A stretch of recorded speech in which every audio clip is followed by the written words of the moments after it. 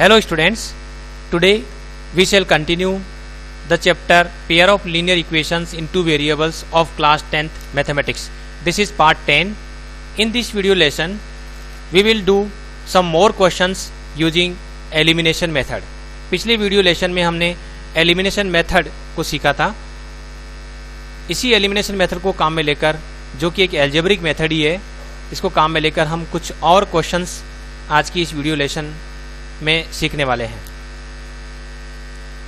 Question है, एक question इस तरह से है, the sum of a 2 digit number and the number obtained by reversing the digits is 66. मान लीजिए एक 2 डिजिट नंबर है, उसके डिजिट्स को यदि मैं रिवर्स कर देता हूं तो जो नंबर हमें मिलता है और जो ओरिजिनल नंबर है उनका सम जो है वो 66 है. And if the digits of the number differ by 2, और यदि जो 2 डिजिट नंबर है उसके जो 2 डिजिट्स है उनका डिफरेंस यदि 2 है तो उस नंबर को फाइंड आउट करना है. तो यहाँ 2 कंडीशंस दे रखी है और उसके बेसिस पर हमें वो 2 डिजिट नंबर हमें फाइंड आउट करना है. और ऐसे कितने 2 डिजिट नंबर हो सकते हैं वो भी हमें, उनकी पॉसिबिलिटी भी हमें देखनी है. How many such numbers are there. तो ये क्वेश्चन हुआ. अब इस क्वेश्चन को यदि हमें सोल्व करना है तो सबसे पहले तो हमें वो जो 2 डिजिट नंबर है उसको अज्यूम करना पड़ेगा. अब 2 डिजिट नंबर हम कैसे अज्यूम करते हैं? 2 डिजिट नंबर में एक तो 1 डिजिट होता है और एक 10 डिजिट होता है. तो कभी भी यदि 2 डिजिट नंबर को अज्यूम करें तो हमें इस तरह से करना पड़ेगा, let the 2 digit number be 10x plus y. इस तरह से जूम करना पड़ेगा. इसका कारण ये है कि यहाँ पर जो y है ये तो 1s प्लेस पर है, तो इसको 1s डिजिट कहेंगे और 1s डिजिट कहलाएगा. और जो x है it is called 10s digit, इसको बोलेंगे 10s डिजिट. तो जो 10s डिजिट होता है उसको हमें 10 से मल्टीप्लाई करना पड़ेगा. जैसे मान लीजिए मेरे पास एक नंबर है सिंपली 23 है, तो 23 एक्चुअली ऐसे लिखना पड़ेगा 10 इंटू 2 प्लस 3. तो यहाँ ये तो x का काम कर रहा है और ये यहाँ पर y का काम कर रहा है. तो ये हो जाएगा 10x प्लस y, यानी x तो है यहाँ 2 और y है यहाँ 3, तो इसको 10x प्लस y लिखना पड़ेगा ताकि ये 23 बने. यदि मैं डायरेक्ट इसको xy लिख दूंगा तो x तो हो गया 2 और y हो गया 3, तो 2 इंटू 3 6 हो जाएगा, जो कि ये नंबर नहीं है. तो किसी भी 2 डिजिट नंबर को अज्यूम करना है तो जो 10s प्लेस पर जो डिजिट होता है उसको तो हमें 10 से मल्टीप्लाई करना पड़ेगा, और जो 1s प्लेस पर जो डिजिट होता है उसको हमें 1 से मल्टीप्लाई करना पड़ेगा और फिर ऐड करेंगे, तब जाकर वो नंबर हमें मिलेगा. तो सपोज 2 डिजिट नंबर है तो हम इसको ऐसे अज्यूम करेंगे 10x प्लस y. तो this is the original number 10x plus y. और यदि इसके जो डिजिट्स है, यानी कि जैसे ये 3, इसको 2 3 की जगह 3 2 कर दूं तो ये जो 1s प्लेस पर नंबर है वो तो चला जाएगा 10s प्लेस पर, जो 10s प्लेस पर है वो 1s प्लेस पर चला जाएगा. तो यदि इसके डिजिट्स को यदि मैं रिवर्स कर देता हूं तो जो नंबर मुझे मिलेगा वो नंबर हो जाएगा 10y प्लस x. तो number obtained by reversing the digits. यदि मैं डिजिट्स को रिवर्स करता हूं तो जो नंबर मुझे मिलेगा वो हो जाएगा 10y प्लस x. अब अकॉर्डिंग टू द क्वेश्चन ये कह रहा है कि यदि मैं जो ओरिजिनल नंबर है, एक तो 10x प्लस y है ओरिजिनल नंबर, और ये जो नंबर हमने ऑब्टेन किया है by reversing the digits 10y plus x, यदि इन दोनों का सम करता हूँ तो it is equal to 66. It is given in the question. देखिए, अ 2 डिजिट नंबर और जो number obtained by reversing the digits को मैं रिवर्स कर देता हूँ, यानी x की जगह y की जगह x कर देता हूँ, तो जो नंबर बनेगा वो 10y प्लस x है. तो 10y प्लस x और जो 10x प्लस y है उसका जो सम है, सम वो दे रखा है 66. एक इक्वेशन तो हमारे पास बन गई है. दूसरी इक्वेशन कह रही है कि if the digits of the number differ by 2. इसका मतलब है कि इसके जो डिजिट्स है, एक इक्वेशन तो हमारे पास ये हो गई, और दूसरी कह रहे हैं कि जो डिजिट्स है एक तो x है और एक y है, इनका जो डिफरेंस है वो 2 है. अब डिफरेंस में ये भी हो सकता है या संभावना ये भी हो सकती है कि y और x का डिफरेंस है ना वो 2 हो. दोनों संभावनाएं बनती है. केस 1 यदि x minus y is equal to 2, या फिर ये संभावना हो सकती है. तो इन दोनों में से कोई एक संभावना होगी. तो हम क्या करेंगे, सबसे पहले पहली संभावना लेके चलेंगे, केस 1 लेके चलते हैं. तो केस 1 में हम क्या करेंगे कि जो x माइनस वाई है वो हम 2 लेके चलेंगे, यानी कि सेकंड इक्वेशन लेके चलेंगे। और जो फर्स्ट इक्वेशन है इसको मैं यहाँ सोल्व कर लेता हूँ। तो फर्स्ट इक्वेशन में 10x प्लस एक्स तो ये हो जाएगी 11x, और यहाँ हो रहा है y प्लस 10y, ये हो जाएगा 11y इज इक्वल टू 66।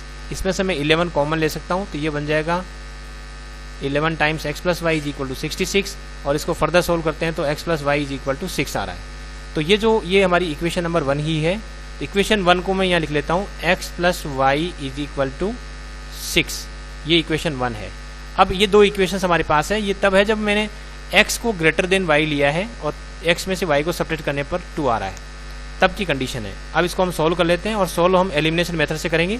और यहाँ हम एलिमिनेशन मेथड से सोल्व करने में हमें इसमें बिल्कुल भी साइन चेंज करने की जरूरत नहीं है, क्योंकि डायरेक्ट ऐड करेंगे तो ये माइनस वाई और प्लस वाई कैंसिल हो रहा है। तो यहाँ बिना साइन चेंज किए काम हो रहा है अपना, और हम यहाँ ऐड करते हैं तो ये आ जाएगा 2x। तो यहाँ हम कर रहे हैं कि इक्वेशन जो 2 है और इक्वेशन 1 है, इसको मैं यहाँ डायरेक्ट ऐड ही कर रहा हूँ, क्योंकि ऐड करते ही y के जो साइन है वो अपोजिट है, और इसमें हमें कोफिशिएंट्स ऑलरेडी इक्वल है, यहाँ भी 1 है यहाँ भी 1 है, अपोजिट साइन के भी हैं, इसलिए सीधे सीधे काम हो गया। तो x और x 2x हो गया इज इक्वल टू यहाँ हो रहा है 8, और इसको फर्दर सोल्व करते हैं तो यहाँ से x की वैल्यू आ जाती है 8/2 यानी कि 4। x की वैल्यू 4 आ गई है। अब x की वैल्यू 4 हम किसी भी एक इक्वेशन में रख देते हैं। जैसे मान लीजिए मैं सेकेंड इक्वेशन रखता हूँ, x plus y is equal to 6 है, इसमें x की जगह मैं 4 पुट कर देता हूँ, तो यहाँ हमारे पास y की वैल्यू आ जाती है 6 माइनस 4 यानी कि 2। तो y की वैल्यू मैंने ऑब्टेन कर ली है। तो जो नंबर है वो हमारा था ओरिजिनली जो मैंने बोला था वो था 10x प्लस वाई, और यहाँ मैं x की वैल्यू रख देता हूँ, x की वैल्यू 4 रख देता हूँ और y की वैल्यू मैं 2 रख देता हूँ। तो ये नंबर हो गया 40 प्लस 2 यानी कि 42। वैसे भी x तो था वो 10th प्लेस पर था और 1st प्लेस पर 2 था, तो ये मैं डायरेक्ट भी नंबर फ्रेम कर सकता हूँ, 4 और 2 तो 42 यानी कि 42 नंबर हो गया। ये तो केस 1 है। और केस 2 हम तब लेंगे, केस 2 में y माइनस एक्स को हम 2 लेंगे। तो केस 2 हम लेते हैं और इसमें y माइनस 2 को हम यहाँ एक और स्लाइड ले लेते हैं, और इसमें हम जो है y माइनस सेकेंड केस लेते हैं, और सेकेंड केस में हम y माइनस एक्स है इसको 2 लेंगे, that is minus x plus y है, ये 2 है। ये इक्वेशन नंबर 3 थी, देख लेते हैं। इक्वेशन नंबर 3 थी हमारे पास y minus x is equal to 2, जिसको लिख दिया minus x plus y is equal to 2, और एक थी हमारी पहली equation x plus y is equal to 6, जो दोनों के लिए कॉमन है। तो x plus y is equal to 6 यहाँ लिख देता हूँ, तो ये आ रही है x plus y is equal to 6, ये इक्वेशन नंबर 1 है। अब इन दोनों इक्वेशंस को मुझे सॉल्व करना है। यहाँ भी एडिशन से काम चल रहा है, क्योंकि यदि मैं इक्वेशन 3 और इक्वेशन 1 को ऐड करता हूँ तो डेफिनेटली जो x है वो कैंसिल आउट हो जाएगा, क्योंकि इसका साइन माइनस एक्स है, इसका प्लस है, और यहाँ ये हो जाएगा y और y 2y हो जाएगा। तो 2y इज इक्वल टू 8 हो गया। यहाँ से y की वैल्यू आ जाएगी 8/2 यानी 4, और y की वैल्यू हम इक्वेशन 1 में पुट कर देते हैं। अब इक्वेशन 1 में था x plus y is equal to 6, तो यहाँ से x प्लस वाई की जगह 4, तो ये आ जाएगा x इज इक्वल टू 2। तो जो नंबर है वो हो गया 10x प्लस वाई, और 10x प्लस वाई तो 10 इंटू x की वैल्यू है 2 प्लस y की वैल्यू 4, तो ये हो गया 24, क्योंकि ये 10th डिजिट था और ये 1th डिजिट है। तो 10th डिजिट पहले लिख दिया, फिर 1st डिजिट लिख दिया, तो ये नंबर आ गया। तो अब दोनों केसेस को यदि हम साथ साथ देखें तो सच नंबर्स जो पॉसिबल नंबर्स है वो कौन कौन से हो रहे हैं, यहाँ हमें पता लग रहा है कि पॉसिबल नंबर्स आर, एक तो पहले केस में आ रहा था 42 और दूसरे केस में आ रहा है 24, ये दो पॉसिबिलिटी है। और इनमें हम देख रहे हैं कि अगर 42 है, इसके डिजिट्स को रिवर्स करते हैं तो आता है 24, यदि मैं इनका सम करता हूँ तो आ रहा है 66, यदि मैं 24 लेता हूँ तो उसके डिजिट्स को अगर रिवर्स करता हूँ तो 42 आता है, सम करता हूँ तो आता है 66। और यहाँ जो 2 और 4 42 इसके जो डिजिट्स का डिफरेंस है वो भी 2 है, यहाँ 2 और 4 इनके डिजिट्स का डिफरेंस है वो भी 2 आ रहा है। तो वो जो कंडीशन है वो भी सेटिस्फाई हो रही है। तो यहाँ हम समझ सकते हैं कि सारी कंडीशंस को सेटिस्फाई करने वाले जो नंबर है वो है 42 और 24। तो इस तरह से हमने एलिमिनेशन मेथड की मदद से इस वर्ड प्रॉब्लम को सोल्व किया है। एक और क्वेश्चन लेते हैं। 5 years ago Noori was thrice as old as Sonu. 5 साल पहले नूरी जो है, नूरी की जो उम्र थी वो सोनू से 3 गुना थी। 10 years later 10 साल बाद Noori will be twice as old as Sonu. 10 साल बाद जो नूरी है, नूरी की जो आयु है वो सोनू की आयु की दोगुनी हो जाएगी। How old are Noori and Sonu, Noori और सोनू की अभी आयु क्या है ये हमें बतानी है, यानी अभी उनकी उम्र क्या है वो हमें बतानी है। आर लिखा है तो प्रेजेंट एज हमें बतानी है। तो अब इस क्वेश्चन को सॉल्व करने के लिए हम क्या करेंगे, सबसे पहले एक टेबुलर फॉर्म में बनाते हैं थोड़ा, और इसमें हम इस तरह से लिख लेते हैं कि यहाँ लिख लेते हैं नूरी और यहाँ लिख देते हैं सोनू, और इनकी जो एज है वो प्रेजेंट एज हम अज्यूम कर लेते हैं। सबसे पहले प्रेजेंट एज से कैलकुलेशन करना आसान रहता है। प्रेजेंट एज, अब एज जो भी लिखेंगे इन ईयर्स लिख रहे हैं हम, एज जो है वो हम लिख रहे हैं ईयर्स में लिख रहे हैं, in years. Suppose present age in years जो है वो है, इसकी तो x है और इसकी y है। अब इसमें जो है एक तो कह रहा है 5 ईयर्स एगो, 5 साल, 5 ईयर्स एगो, 5 साल पहले जो एज है तो नूरी की एज हो जाएगी x-5 और इसकी एज हो जाएगी y-5। और जो यहाँ दूसरा स्टेटमेंट है 10 ईयर्स लेटर, तो यहाँ लिख देते हैं 10 ईयर्स लेटर, 10 साल बाद देखते हैं। तो इनकी प्रेजेंट एज के हिसाब से देखेंगे 10 साल बाद हो जाएगी x+10 और ये हो जाएगी y+10, क्योंकि सारा जो 10 साल बाद जो लिखा है वो भी प्रेजेंट एज के रेफरेंस में है और 5 साल पहले ये भी प्रेजेंट एज के रेफरेंस में है। तो 10 साल बाद x+10 y+10 और 5 साल पहले x-5 y-5, ये एज है। अब ये जो पहला स्टेटमेंट है वो है नूरी, ये लिखा है नूरी वाज, पहला statement Noori was thrice as old as Sonu, this statement is applicable for these two. यानी यहाँ जो स्टेटमेंट लिखा हुआ है कि Noori was thrice as old as Sonu, इस स्टेटमेंट का यदि हम ट्रांसलेशन करेंगे तो इसमें जो एप्लीकेबल होगा वो ये दोनों एज एप्लीकेबल होगी। और यहाँ जो दूसरा लिखा है 10 ईयर्स लेटर, यहाँ लिखा है Noori will be twice as old as Sonu, ये जो स्टेटमेंट है this statement will be applicable for these two ages, इसके लिए एप्लीकेबल होगा।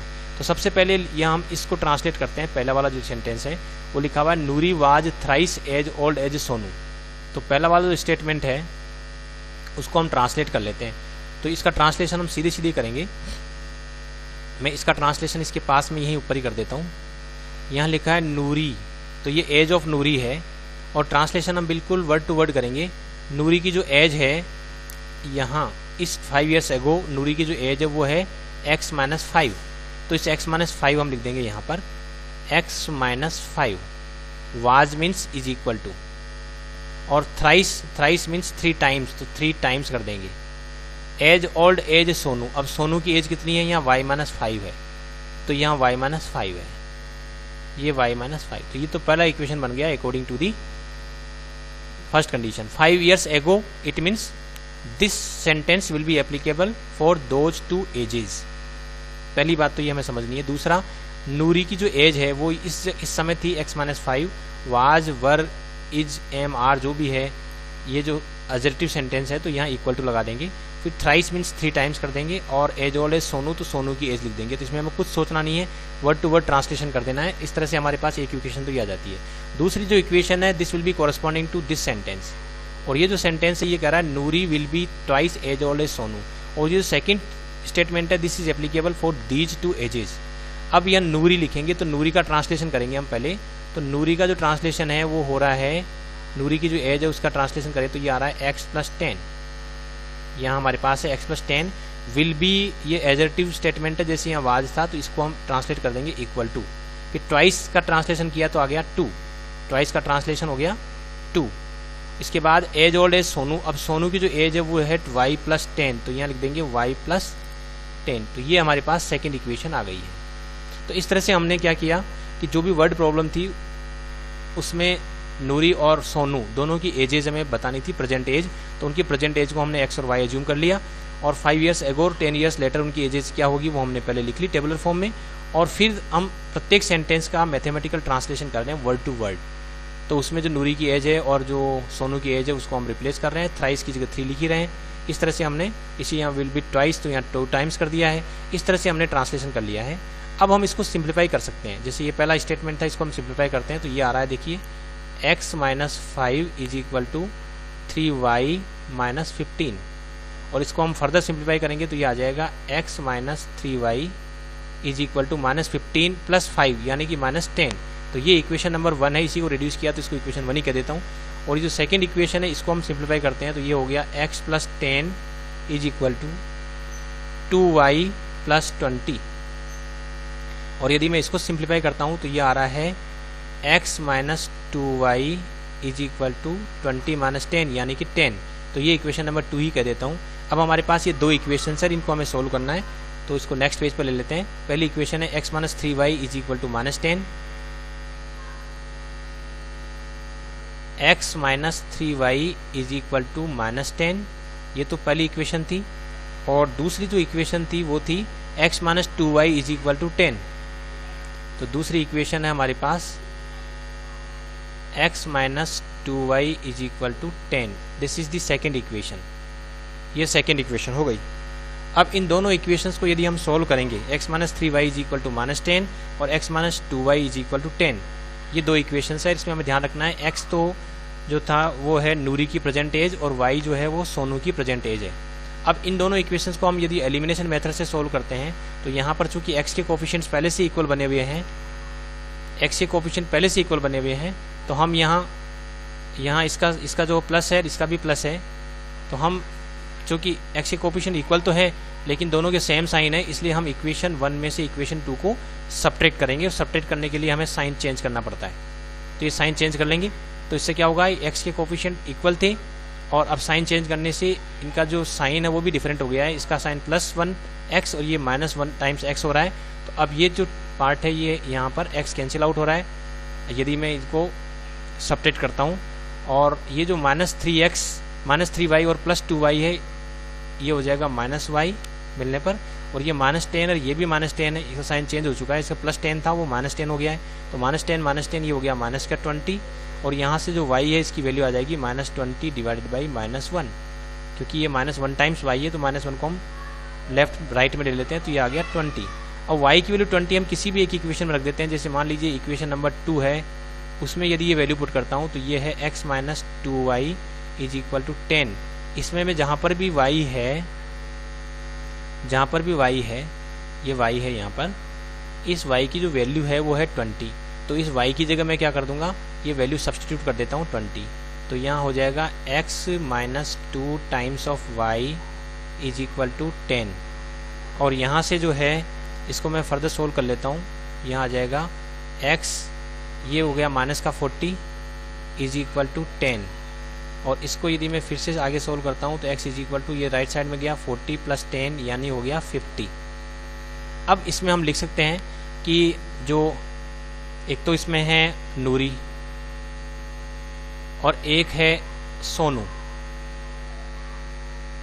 और यहाँ लिख देता हूँ प्रेजेंट एज। नूरी की जो प्रेजेंट एज थी वो x थी और सोनू की प्रेजेंट एज y थी। तो इस x की वैल्यू तो आ गई हमारे पास 50। तो नूरी की प्रेजेंट एज तो हो गई 50 ईयर्स और जो सोनू है उसकी प्रेजेंट एज y 20 है। तो ये सोनू की प्रेजेंट एज हो गई 20 ईयर्स। तो ये तो इसका आंसर हो गया। अब इस आंसर को यदि हमें क्रॉस टैली करना है तो इस आंसर को हम क्रॉस टैली भी कर सकते हैं। क्रॉस टैली करने के लिए हमें देखना पड़ेगा कि 5 साल पहले इनकी एजेस क्या थी। तो यदि मैं देखूं कि 5 इयर्स बिफोर या 5 इयर्स एगो यदि बात करता हूं तो एजेस देखिए अपन नूरी और इसकी, तो पहले की एज हो जाएगी 50 - 5 और दूसरे की एज हो जाएगी 20 - 5 यानी इसकी है 45 और इसकी है 15। तो 45 जो है डेफिनेटली इट इज़ 3 टाइम्स 15 हो रहा है। तो पहली कंडीशन सेटिस्फाई हो रही है। और यदि मैं चलता हूँ 10 इयर्स लेटर चलते हैं और उस समय चेक करें तो 10 साल बाद देखें तो जो सोनू है उसकी एज हो जाएगी 50 + 10 यानी कि 60 हो जाएगी और उसकी एज हो जाएगी 20 + 10 यानी कि हो जाएगी 30। तो यहाँ भी दिख रहा है कि जो 10 साल बाद जो नूरी की जो एज है वो 2 टाइम्स हो गई सोनू की एज से। तो ये कंडीशन सेकेंड वाली कंडीशंस भी यहाँ पर सेटिस्फाई हो रही है। और फर्स्ट कंडीशन 5 साल पहले देखें तो 45 है, इसकी 15 है, तो 45 इज 3 टाइम्स 15 है। तो पहली कंडीशन भी फुलफिल हो रही है, यानी हमने जो आंसर कैलकुलेट किया है वो बिल्कुल हमारा सही है। तो इस तरह से हम क्रॉस टैली करके आंसर्स को चेक भी कर सकते हैं। तो this portion is only for checking the answer. ये एग्ज़ाम में जो है अपने आप को संतुष्टि देने के लिए हम इस तरह से चेक भी कर सकते हैं। तो ये एलिमिनेशन मेथड है और एलिमिनेशन मेथड की मदद से हमने कुछ वर्ड प्रॉब्लम्स जिनको पेयर ऑफ लीनियर इक्वेशंस की फॉर्म में लिखा जा सकता था उनको हमने एलिमिनेशन मेथड से सॉल्व किया है। Thanks for watching this video.